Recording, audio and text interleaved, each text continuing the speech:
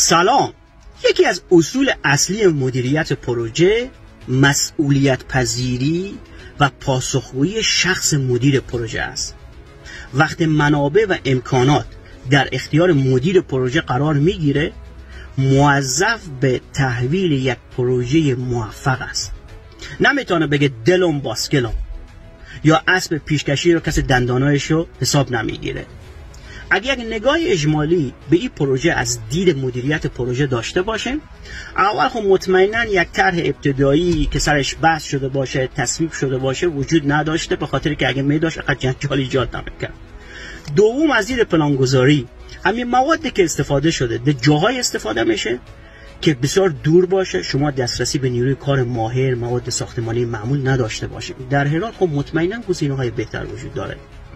عدید صرف هزینه‌ها و منابع، اگه شما یک جای موقت جور کردین، خب چرا اینقدر پول هزینه کردین؟ اگه یک جای دائمی رو جور کردین، خب باید تمام نیازمندی‌ها رو شما شامل میکنید، یک جایی برای شستشو، یک جایی برای زندگی.